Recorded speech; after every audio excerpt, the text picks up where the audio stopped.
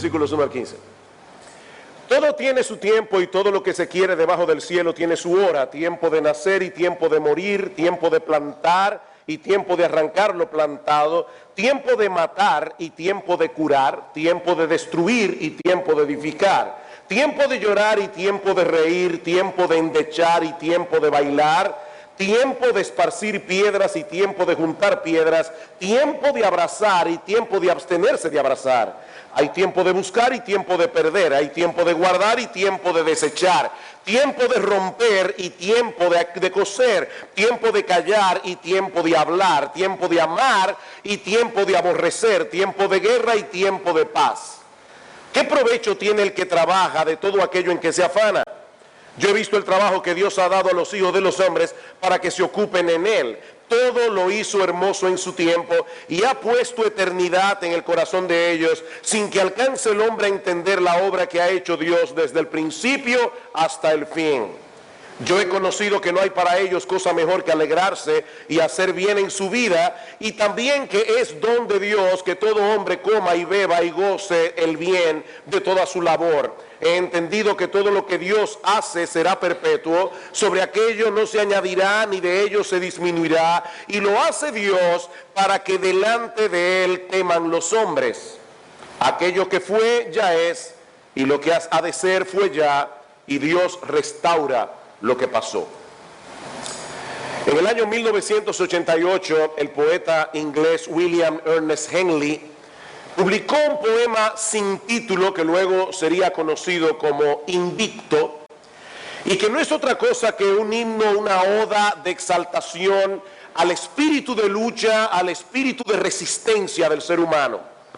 El expresidente sudafricano Nelson Mandela llevó consigo una copia de este poema durante los más de 27 años que duró su encarcelamiento, la mayoría de ellos en la prisión de Robben Island, como vimos recientemente en una película que se tituló precisamente de esta manera, Invicto.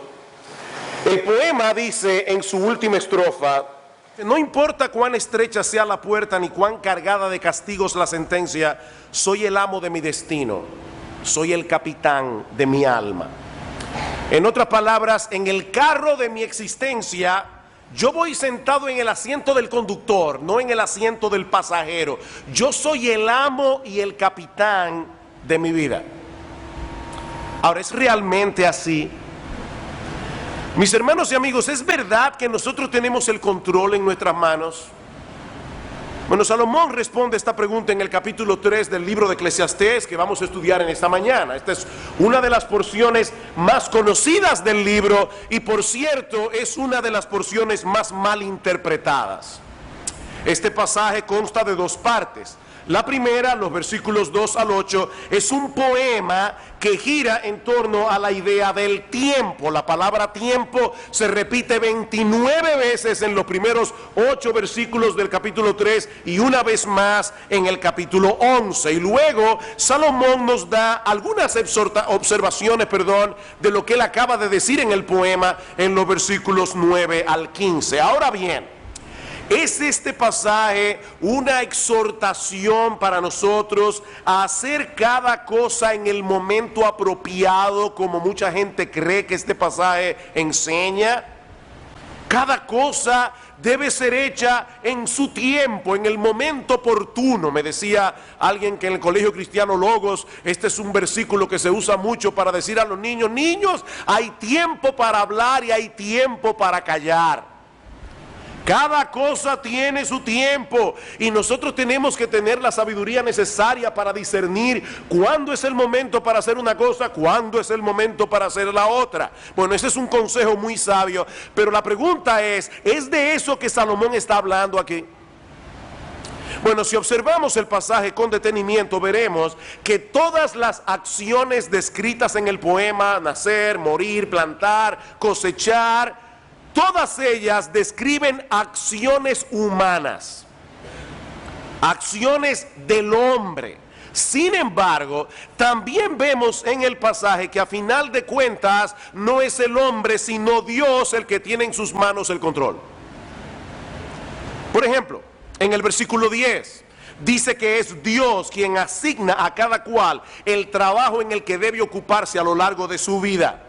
En el versículo 11 dice que Dios lo hizo todo hermoso en su tiempo y que por más que el hombre se afane, no podrá entender del todo qué es lo que él ha venido haciendo desde el principio. En el versículo 13 dice que el hecho de que un hombre pueda disfrutar del fruto de su labor, eso es un regalo de Dios, no simplemente el resultado de su propia diligencia o de su propia capacidad. En el versículo 14 dice que todo lo que Dios hace es perpetuo y que Él obra de cierta manera para hacer que los hombres teman delante de Él. Y finalmente en el versículo 15 dice que Dios restaura lo que pasó, o como dice la versión de las Américas, Dios busca lo que ha pasado.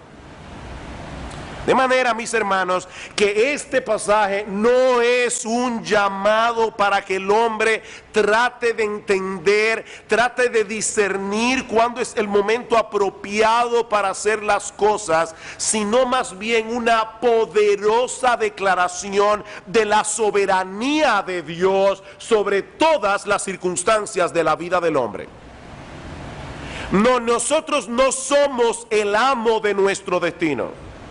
No, nosotros no somos a final de cuentas el capitán de nuestras almas. Hay un refrán que muchos conocemos: el hombre dispone pero Dios, el hombre propone pero Dios dispone. Uno más del campo dice: una cosa piensa el burro y otro el que lo apareja. No, Dios está en control. Y nosotros podemos resumir la enseñanza de este pasaje en dos encabezados que serán los puntos de mi mensaje en esta mañana. En primer lugar, Salomón nos enseña aquí que la soberanía de Dios lo abarca todo. La soberanía de Dios lo abarca todo, desde lo más grande hasta lo más pequeño, desde lo más trivial hasta lo más trascendental. Versículo 1, todo tiene su tiempo y todo lo que se quiere debajo del cielo tiene su hora. Nuestro Dios no solo creó todos los seres y cosas, sino que también gobierna su creación, de tal manera que todas las cosas ocurren en el momento preciso predeterminado por Él. Pablo dice en Efesios capítulo 1, versículo 11, que nuestro Dios hace todas las cosas, no algunas cosas, no el 50% de las cosas.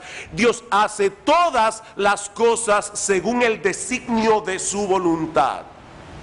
Todas las circunstancias de nuestras vidas se encuentran bajo el control providencial de Dios. Es por eso que alguien definió el tiempo, y esta definición me encantó. Dice: el tiempo es un fragmento de la eternidad dado por Dios al hombre como una solemne mayordomía. ¿Qué es el tiempo? Es un fragmento de la eternidad que Dios le da al hombre para que el hombre lo administre. Se nos ha confiado, mis amados hermanos, un fragmento de la eternidad para que la administremos para la gloria de Dios.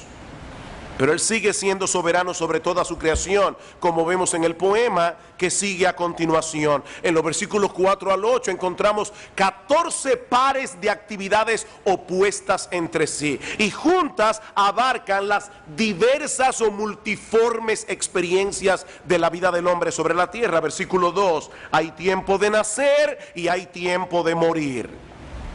Toda la vida humana está comprendida entre el nacimiento y la muerte, y tanto una cosa como la otra están en las manos de Dios. Mis hermanos, nadie puede escoger ni el tiempo ni las circunstancias de su nacimiento. A nadie le consultaron para saber en qué familia te hubiera gustado nacer, o en qué país, o en qué época. No, cada uno de esos detalles se encuentra bajo el control providencial de Dios. Dice David en el Salmo 139:13: porque tú formaste mis entrañas, tú me hiciste en el vientre de mi madre. Él escogió cuál era el vientre en el que él iba a nacer. Así que tu apellido, mi amado hermano, fue escogido por Dios. Tal vez tú querías ser Rothschild, pero eres, qué sé yo, Pérez o qué sé yo. Dios te hizo en el vientre de tu madre, y cada cosa que trajeron tus genes, cada información que trajeron tus genes fue la que Dios quiso darte. Mi embrión vieron tus ojos, dice en el versículo 16 del Salmo 139, y en tu libro estaban escritas todas aquellas cosas que fueron luego formadas, sin faltar una de ellas. Nacimos cuando Él quiso que naciéramos, y el día de nuestro funeral también fue decretado por Él. Hablando de la vida del hombre, dice en Job 14:5, y leo de la Biblia de las Américas, que nuestros días están determinados y el número de nuestros meses te es conocido, y has fijado nuestros límites para que nadie pueda sobrepasarlos. Dios le puso un límite a nuestra vida. Nacimos cuando Él quiso que naciéramos, y el día de nuestra muerte también está bajo su control providencial. ¿Y saben qué es lo más extraordinario de la providencia divina? Que Dios controla todas las cosas, Dios gobierna todas las cosas sin anular nuestra responsabilidad y sin dejar de tomar en cuenta nuestra iniciativa. Tú eres tú y haces lo que tú quieres, y Dios controla eso y hace que las cosas ocurran como Él quiere, haciendo que tú actúes como tú quieres. Versículo 2 otra vez. Hay tiempo de nacer y tiempo de morir, tiempo de plantar y tiempo de arrancar lo plantado. Hermanos, ¿quién es el que planta y quién es el que recoge la cosecha? El hombre, por supuesto, pero es Dios que le da la capacidad para hacerlo, y es Dios el que determina si tu trabajo será fructífero o no.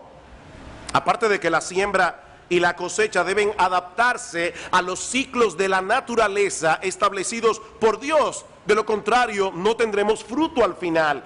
Y Salmos capítulo 65.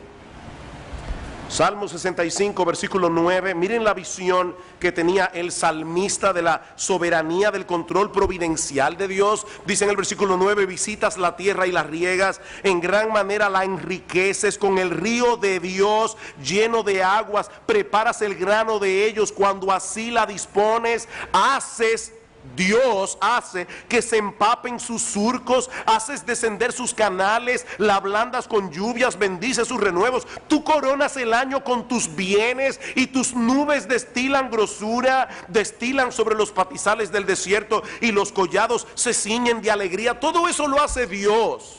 Amén. Él es soberano. De igual manera dice en el versículo 3 que hay tiempo de matar, refiriéndose probablemente a la pena capital que Dios instituyó en Génesis capítulo 9 versículo 6. Hay tiempo en que Dios le ha dado al Estado la potestad de quitarle la vida a alguien, y hay tiempo de curar. Dos personas se enferman con la misma enfermedad, uno muere, la otra se cura. La pregunta es, ¿quién determina esto?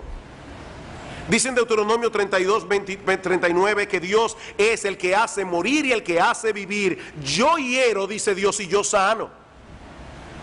También hay tiempo de destruir y tiempo de edificar. Nosotros vemos eso todo el tiempo. Algunas cosas son edificadas, otras son destruidas, y ninguna de ellas escapa al control soberano de Dios. Él destruyó la torre de Babel, y Él le dio a Salomón la capacidad de construir el templo. Hay tiempo de llorar y tiempo de reír, tiempo de endechar y tiempo de bailar, dice en el versículo 4. En la providencia divina vendrán situaciones de gozo, vendrán situaciones de tristeza. Muchas veces te tocará reír y disfrutar de las cosas disfrutables de este mundo, mi amado hermano, amigo que estás aquí. Otras veces te tocará llorar y lamentar, y tanto una cosa como la otra se encuentran bajo el control soberano de Dios. Dice en Lamentaciones capítulo 3 versículo 37: ¿quién será aquel que diga que sucedió algo que el Señor no mandó? De la boca del Altísimo no sale lo bueno y lo malo. De igual manera hay tiempo de esparcir piedras, hay tiempo de juntar piedras. La tierra de Palestina es una tierra muy pedregosa. De hecho hay una leyenda que dice que Dios le dio a un ángel un saco lleno de piedras para que la esparciera por el mundo entero, pero el ángel tropezó y la mayoría de las piedras cayeron en Palestina, llena de piedras. Por lo que los agricultores tienen que limpiar el terreno, tienen que recoger las piedras antes de poder arar y plantar. De hecho, nosotros vemos en la misma Biblia que una de las estrategias que se usaban en tiempos de guerra era sembrar de piedras el campo del enemigo para que no pudiera cosechar, dice en Segunda de Reyes capítulo 3 versículo 19. Así que las cosas grandes, las cosas pequeñas están contempladas en el decreto de Dios. Hay tiempo de abrazar y tiempo de abstenerse de abrazar, como muchas veces los suegros tienen que recordarle a sus futuros yernos: este no es el tiempo de abrazar, amigo, espere la boda. Hay tiempo para todo. Hay tiempo de buscar y tiempo de perder, dice en el versículo 6. Yo estoy seguro que la mayoría de ustedes ha tenido en algún momento de su vida que tomar la decisión de dar por perdida una cosa que se ha extraviado.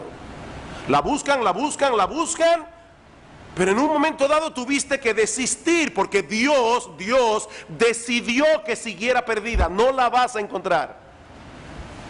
¿O no es así?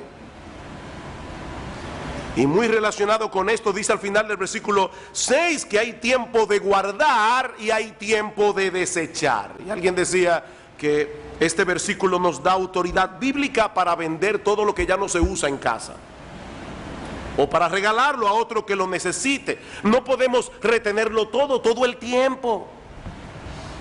Hay tiempo de romper y tiempo de coser. ¿Y eso qué significa? Bueno, en los días de Salomón, las personas solían rasgar sus vestidos cuando estaban atravesando por un periodo de profunda aflicción. Así que lo que Salomón nos está diciendo allí es que vendrán momentos en que el duelo será lo apropiado. Hay momentos de rasgar las vestiduras. Hay momentos en que lo apropiado es el duelo. Y vendrá otros momentos en que tendremos que seguir adelante con nuestras vidas. Hay tiempo para rasgar los vestidos, hay tiempo para remendarlos. Hay tiempo de callar y tiempo de hablar.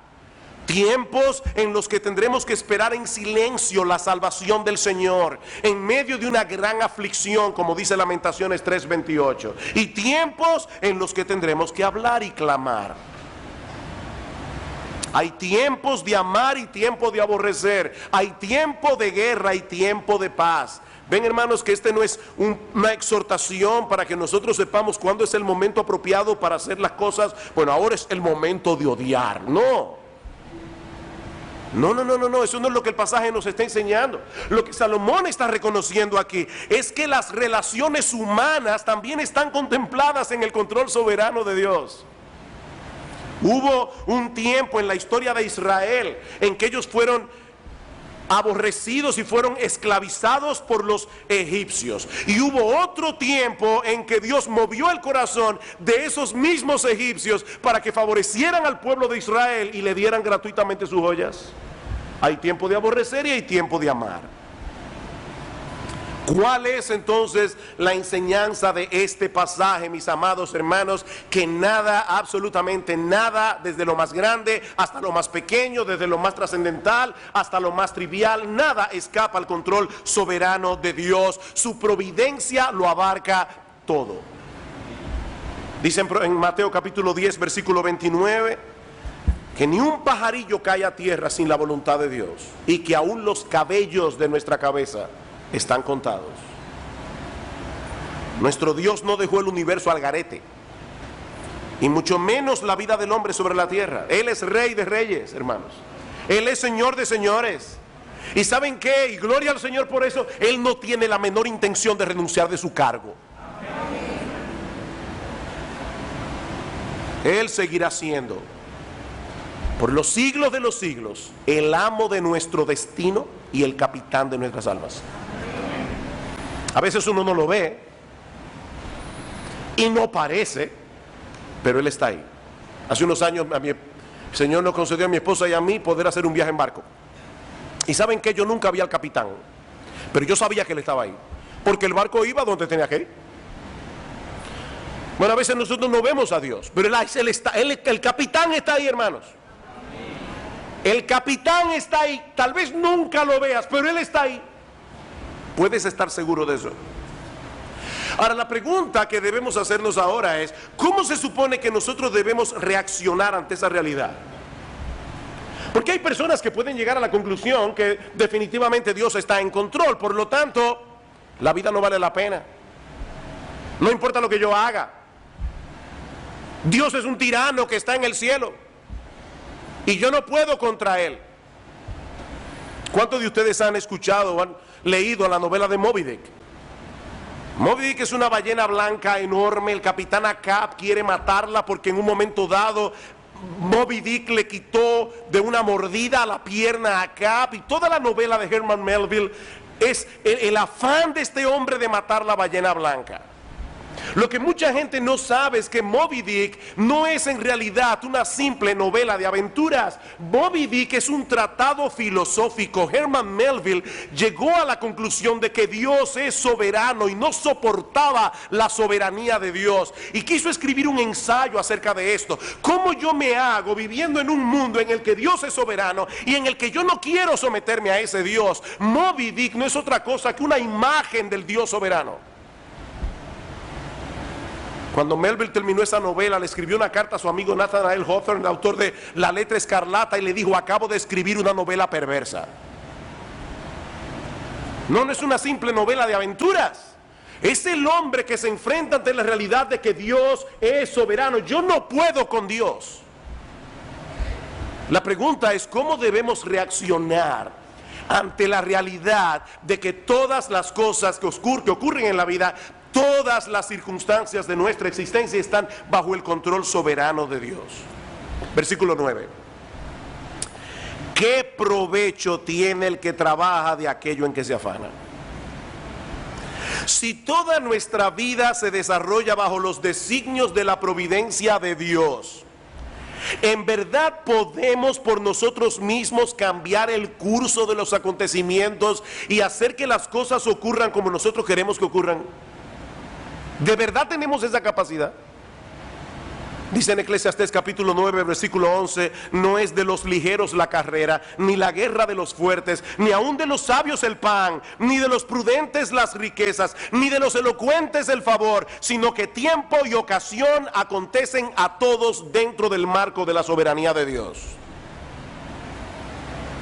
¿Quiere esto decir que da lo mismo lo que hagamos en la vida o lo que dejemos de hacer? Porque a final de cuentas será lo que será. No, mis hermanos. De hecho, en este mismo pasaje de Eclesiastés capítulo 9, en el versículo anterior, el versículo 10, Salomón dice que todo lo que te viniere a la mano para hacer, hazlo según tus fuerzas. Y unos versículos más adelante dice que la sabiduría es mejor que las armas de guerra. ¿Saben por qué? Porque los hombres sabios tomarán buenas decisiones, y las buenas decisiones suelen producir buenos resultados. Ahora, lo que este pasaje nos está enseñando, mis amados hermanos, amigos que están aquí en esta mañana, es que creer que las cosas dependen enteramente de ti, tarde o temprano te llenará de confusión y de angustia, porque nuestra vida depende de un montón de factores que nosotros no controlamos, que no los controlamos. Un virus de gripe puede echar a tierra el plan mejor planificado. Un virus de gripe. No somos el capitán de nuestras almas. El destino de nuestra vida no está en nuestras manos. Mis hermanos, el punto al que Salomón nos quiere llevar aquí no es al fatalismo. Bueno, será lo que será, no. Lo que Salomón quiere es que nosotros reconozcamos humildemente que nuestro Dios tiene un plan, que nosotros debemos someternos con mansedumbre al plan de Dios, en la misma medida en que nos ocupamos con responsabilidad, con diligencia de las cosas que Él ha puesto a nuestro cuidado. Capítulo 3, versículo 10. Yo he visto el trabajo que Dios ha dado a los hijos de los hombres para que se ocupen en él. Dios nos ha dado una tarea que hacer, hermanos. Eso es parte de su plan. Todos nosotros tenemos una labor y debemos hacerla con diligencia, pero sigue siendo su plan. Y ese plan Es hermoso, es perfecto, es apropiado. Versículo 11, todo lo hizo hermoso en su tiempo y ha puesto eternidad en el corazón de ellos, sin que alcance el hombre a entender la obra que ha hecho Dios desde el principio hasta el fin. Mis hermanos, el plan de Dios es perfecto. Él todo lo hizo hermoso en su tiempo. El problema es que nosotros no podemos percibir claramente la belleza de ese plan, porque nuestra perspectiva de las cosas es sumamente limitada y sumamente fragmentada. Nosotros queremos entender la totalidad de lo que Dios está haciendo, pero no podemos. No podemos. Es a eso que Salomón se refiere en el versículo 11, cuando dice que Dios ha puesto eternidad en el corazón de los hombres, pero aún así no alcanzamos a entender la obra que Él ha venido haciendo desde el principio. Como bien ha dicho alguien, nosotros nos parecemos a los miopes que avanzan a tientas a través de un lienzo, de un cuadro de vastas proporciones, en nuestro afán por llegar a captar hasta los más mínimos detalles de su diseño. Nosotros distinguimos lo suficiente como para poder reconocer en parte la cualidad de su textura, pero el diseño total del cuadro escapa a nuestra percepción. Nunca podemos distanciarnos lo necesario como para poder contemplar el cuadro como Dios lo ve. Él está viendo el todo, nosotros vemos una pequeña parte. Y ese es el gran problema del hombre sin Dios. Él desea comprender cuál es el sentido y propósito de todo lo que sucede a su alrededor, pero siempre termina en un callejón sin salida. Le faltan piezas para armar el rompecabezas. Estamos atrapados en el tiempo, pero tenemos eternidad en el corazón. Y esa es la razón por la que ninguna cosa de este mundo puede proveernos satisfacción permanente. Yo sé que esta frase se ha dicho mucho, pero porque se diga mucho no deja de ser verdad. Mi amigo, tú y yo tenemos en el corazón un hueco del tamaño de Dios. Tú puedes tratar de llenarlo con sabiduría, con títulos académicos, con placeres, con diversiones, con riquezas, con posesiones, fama, popularidad. Ese hueco es del tamaño de Dios. Nada lo va a llenar excepto Dios. A mí me encanta cómo lo dice C.S. Lewis en su libro Mero Cristianismo. Escuchen esto: si encuentro en mí mismo un deseo que nada de este mundo puede satisfacer, la explicación más probable es que fui hecho para otro mundo. Sigue diciendo Lewis: si ninguno de mis placeres terrenales lo satisface, eso no demuestra que el universo sea un fraude. Probablemente los placeres terrenales nunca estuvieron destinados a satisfacer esos deseos, sino a excitarlos, a sugerir lo auténtico. Y en otro lugar, en otro libro, Lewis describe este anhelo, y esto sí que es precioso. Lewis describe este anhelo en el corazón del hombre como el olor de una flor que nunca hemos encontrado, el eco de una melodía que nunca hemos escuchado, las noticias de un país que no hemos visitado todavía. Mi amigo, Dios ha puesto eternidad en tu corazón. Eternidad. Te cuesta creer que algún día estarás en un ataúd. Te cuesta creer que esta vida sea todo lo que hay. ¿Sabes por qué? Porque esta vida no es todo lo que hay. Algún día entenderemos plenamente lo que no podemos entender ahora. Pero mientras tanto, Salomón nos da 3 consejos aquí. 3 consejos. En primer lugar, nosotros debemos hacer todo el bien que el Señor nos conceda hacer a lo largo de nuestra vida. Versículo 12, yo he conocido que no hay para ellos cosa mejor que alegrarse y hacer bien en su vida. O alegrarse en hacer bien. Mis hermanos queridos, todo evangélico sabe que la Biblia enseña que la salvación no es por obras, la salvación es únicamente por medio de la fe. Pero ¿saben qué? La Biblia también enseña claramente que nosotros fuimos salvados por Dios para buenas obras que Dios ha preparado de antemano para que anduviésemos en ellas. Y en Tito capítulo 2 versículo 14 dice que Cristo se dio a sí mismo para redimir de toda iniquidad un pueblo y purificarlo, un pueblo propio celoso de buenas obras. Descansar en la soberanía de Dios no debe llevarnos a la pasividad. Todo lo contrario. Porque Dios lo hizo todo hermoso en su tiempo.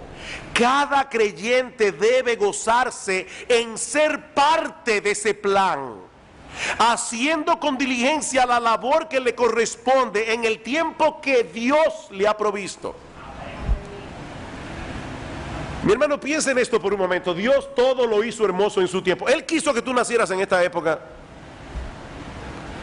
Él te puso en la tierra en este momento para que tú hagas algo. Tú eres parte de su plan. Eso no debe llevarte a cruzarte de brazos. Eso debe llevarte a querer hacer lo que Dios quiere que tú hagas. Dice en Daniel capítulo 11 versículo 32 que el pueblo que conoce a su Dios se esforzará y actuará. No, no es un pueblo pasivo. Se esforzará y actuará.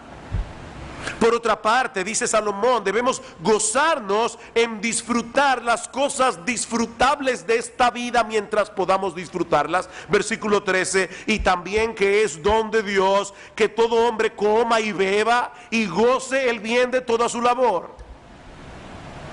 Eso ya lo vimos en el mensaje anterior. La capacidad de disfrutar las cosas legítimas que este mundo ofrece es un regalo de Dios. Es un regalo de Dios. A veces voy en el carro y voy oyendo una buena música. Mucha gente sabe que yo soy un fanático de Johann Sebastian Bach. Hermanos, muchas veces me he visto a mí mismo llorando, escuchando a Bach, simplemente alabando a Dios y dándole gloria a Dios por haberle dado a ese hombre la capacidad de componer música tan hermosa y haberme dado la capacidad de poder oírla. Es un don de Dios, es un regalo de Dios. En vez de hacer un ídolo de esas cosas, que es lo que mucha gente hace, debemos alabar a Dios, debemos darle gracias a Dios por permitirnos disfrutarlas dentro de los parámetros establecidos por Él. ¿Recuerdan la historia de las dos muchachas que recibían cartas de los novios? Hay dos muchachas, la internet todavía no existe, no hay correo electrónico. Sus novios están en el extranjero, cada 15 días llega el cartero con una carta del novio. ¿Recuerdan? Una de ellas siempre está ansiosa de que llegue el día 15 para recibir carta del novio. La otra también está ansiosa porque se enamoró del cartero.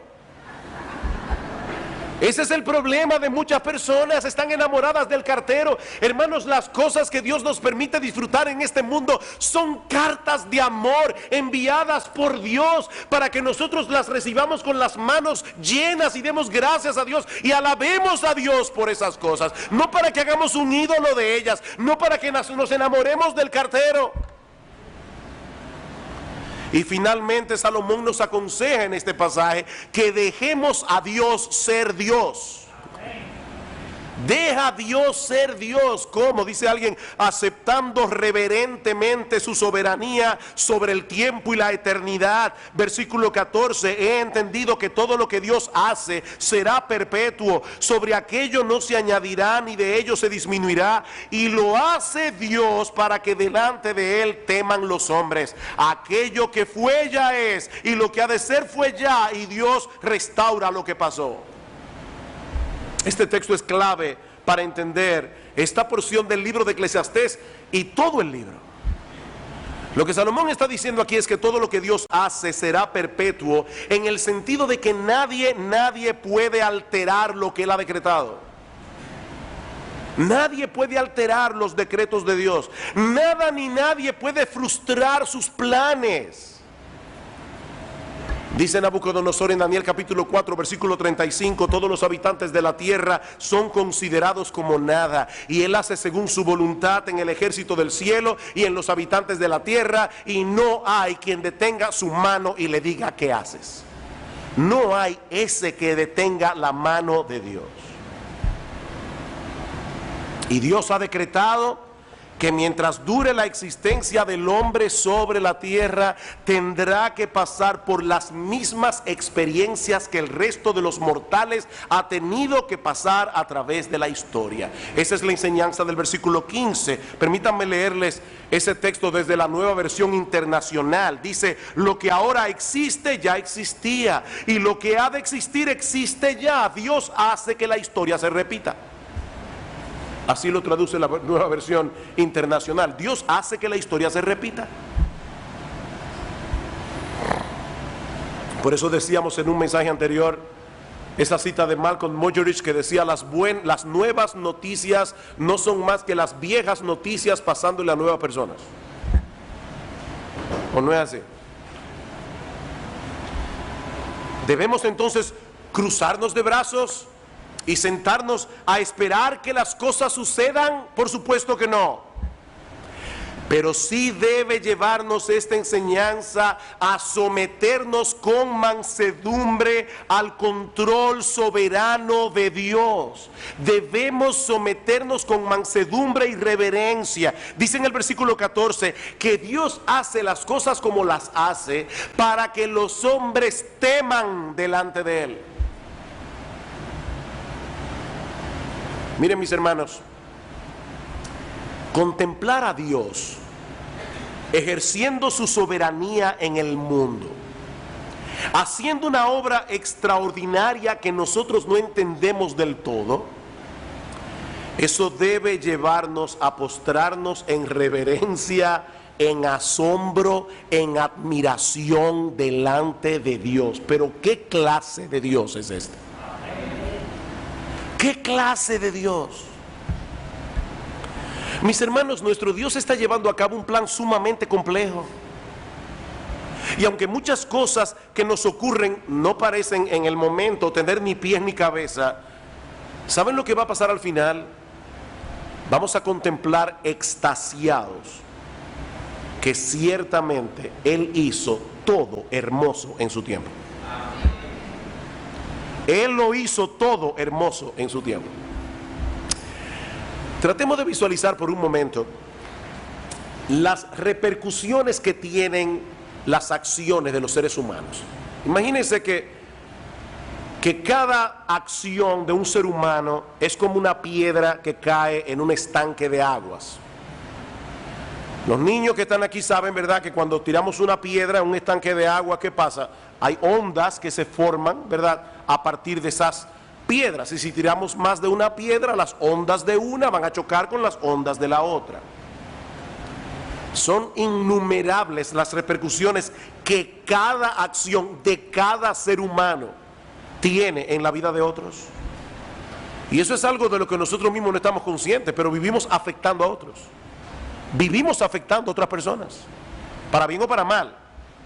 Ahora vamos a suponer que en vez de una piedra sean 10 piedras las que han caído en el estanque, y tratemos de visualizar cómo las ondas de estas 10 piedras interactúan unas con otras. Pero ¿qué tal si en vez de 10 fueran 100 piedras, o 1000 piedras, o 1.000.000 de piedras, o 6 billones de piedras en un estanque? Eso nos da una idea aproximada de la enorme complejidad de la providencia divina que gobierna cada una de esas ondas, todo para su gloria y para el bien de su pueblo. ¿Te lo puedes imaginar? Y todo eso, repito, sin eliminar en absoluto la responsabilidad humana. Eso es lo más complejo de esto. El hombre no es un robot, es un ser creado a la imagen de Dios con intelecto, con voluntad, con autodeterminación, con emociones. Cuando el hombre toma una decisión, es su decisión, es lo que él deseaba hacer. Él es responsable de lo que hace. Sin embargo, Dios sigue siendo soberano y su plan será llevado a cumplimiento. Hermanos, cuando los hermanos de José vendieron a José, lo hicieron porque lo odiaban, lo hicieron por envidia. Ellos hicieron lo que quisieron. ¿Saben lo que hizo Dios? Dios dejó que los hermanos de José obraran conforme a la impiedad de su corazón. Dios dejó que la envidia de ellos siguiera su curso, porque la envidia de los hermanos de José iba a llevar a cabo el plan de Dios. Y finalmente José tiene que decir a sus hermanos: no me enviasteis vosotros aquí, Dios me envió acá para preservación de vida. ¿Qué clase de Dios es nuestro Dios, hermanos? Como dice Pablo en Romanos capítulo 11, versículo 34, ¿quién entendió la mente del Señor? Y por supuesto la respuesta es nadie. ¿Quién entendió la mente del Señor? No, nadie entendió ni entenderá jamás la mente del Señor. No completamente. Sus juicios son insondables, sus caminos son inescrutables, dice Pablo. O como dice el profeta Isaías, su entendimiento no hay quien lo alcance. Isaías 40, 28. Su entendimiento no hay quien lo alcance. Hace un momento decíamos que el hombre es como un miope contemplando un pequeño pedazo de un enorme tapiz. Déjeme complicárselo un poquito más. No, nosotros no somos como un miope tratando de entender un cuadro enorme, un tapiz enorme. No, es peor que eso. Estamos viendo el tapiz por la parte de atrás, de este lado del cielo. Para nosotros es como una maraña de hilos. ¿Han visto un tapiz de esos tejidos? Uno lo contempla por atrás y lo que uno ve es una maraña de hilos que no sabemos ni de dónde viene ni para dónde va. Pero ¿saben qué, mis hermanos? ¿Saben que algún día nosotros veremos el tapiz por delante? Y nosotros percibiremos, como ahora no podemos percibirlo en este cuerpo mortal, la complejidad, la hermosura de su diseño. Y nosotros alabaremos a Dios y le daremos gloria por cada hilo, le daremos gloria por cada color, por cada textura. Ahora, ¿saben qué, mis amados hermanos? No tenemos que esperar hasta llegar al cielo para comenzar a alabar a Dios y descansar en Él. El creyente anda por fe, no por vista. Y por medio de su palabra, ya nosotros conocemos lo suficiente de Dios como para decir junto con el salmista en el Salmo 46, Dios es nuestro amparo, nuestra fortaleza, nuestro pronto auxilio en las tribulaciones. Por tanto, no temeremos aunque la tierra sea removida, se traspasen los montes al corazón del mar, aunque bramen y se turben sus aguas a causa de su braveza. No temeremos. Dios está en control. No, nunca podremos entender plenamente los pensamientos y caminos de Dios, pero sí podemos confiar en Él aunque la vida duela. Porque nuestro Dios es infinitamente sabio, nuestro Dios es infinitamente digno de confianza. ¿Quieres ver un ejemplo extraordinario de cómo Dios ejerce su control providencial sobre las circunstancias de esta vida para llevar a cabo sus decretos soberanos? Estudia la vida del Señor Jesucristo.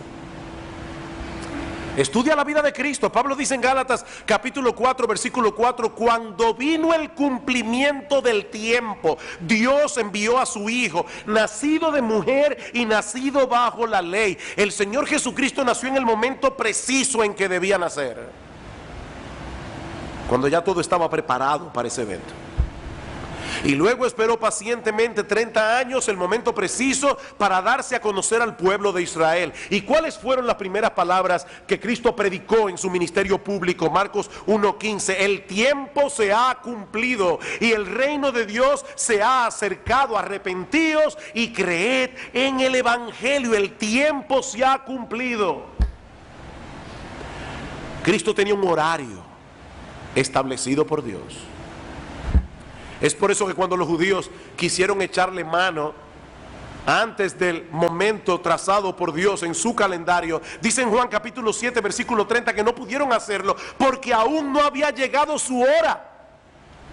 No había llegado su hora. Cristo iba a dar su vida en la cruz del Calvario, pero en el tiempo de Dios, no en el tiempo nuestro.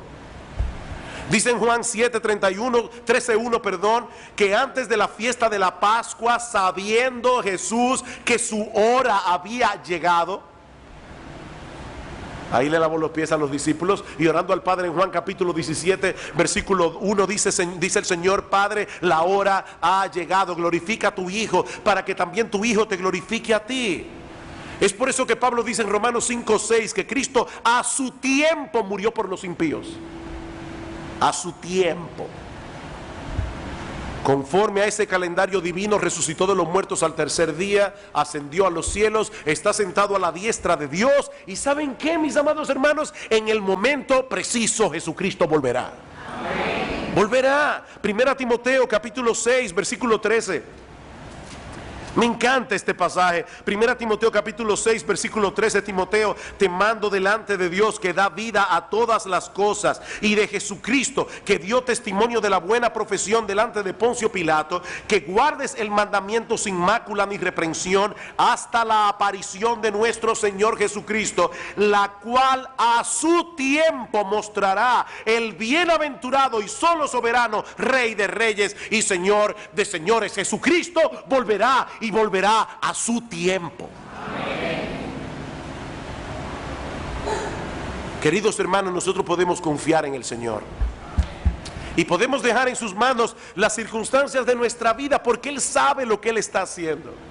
Él sabe, y Él sabe cuándo es el momento apropiado para llevar a cabo cada cosa. A veces nos da la impresión de que Dios está tardando demasiado. ¿Qué es lo que pasa? No, mis hermanos, nuestro Dios nunca llega tarde. Nuestro Dios nunca llega tarde. Él lo hace todo hermoso en su tiempo. En su tiempo. Dice el salmista en el Salmo 34:1: bendeciré a Jehová en todo tiempo. ¿Por qué? Porque sabemos que Él está en control. Sabemos que no importa la situación por la que estemos atravesando, Dios sabe lo que Él está haciendo. Podemos bendecir a Jehová en todo tiempo. Mas yo en ti confío, dice David en el Salmo 31, en tu mano están mis tiempos. Wow, en tu mano están mis tiempos.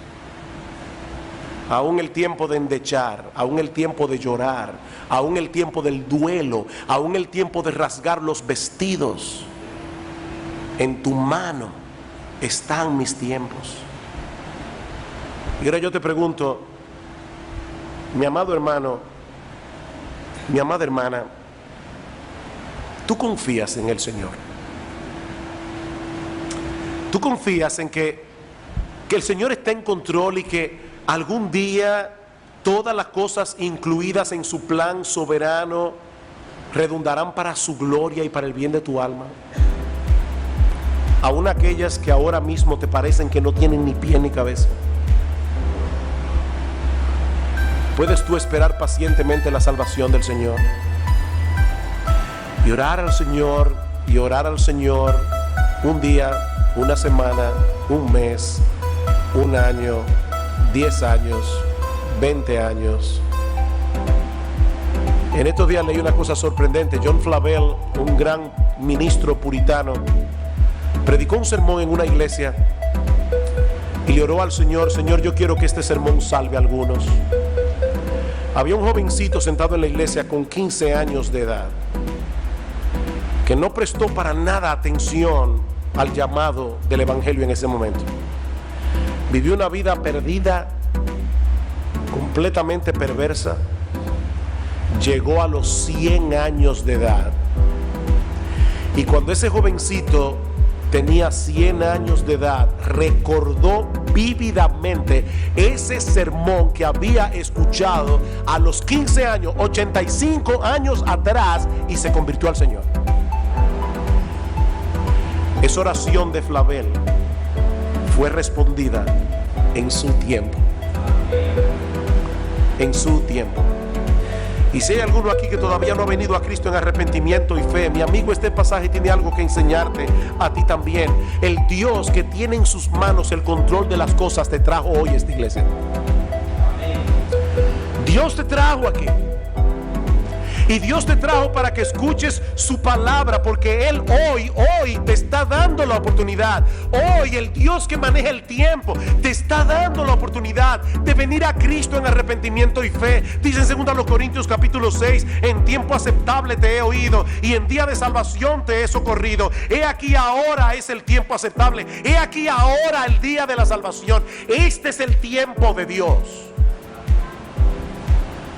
Tú no tienes la menor idea de lo que va a pasar con tu vida mañana. Lo único que sabemos es que ahora estás escuchando su palabra, ahora estás en medio de su pueblo, ahora tienes tiempo de venir a Cristo en arrepentimiento y fe. Mi amigo, no desprecies la oportunidad que Dios está dando. Este es el tiempo aceptable. Este es el día de la salvación. Yo les propongo, hermanos, no pensaba cantar ningún himno al final de este culto, pero yo creo que podemos cantar otra vez Sean a ti, oh Dios. Cuando lo estaba escuchando allí durante el culto, me di cuenta que era perfectamente apropiado para meditar en lo que hemos oído hoy. Todo tiene su tiempo. Dios tiene control del tiempo.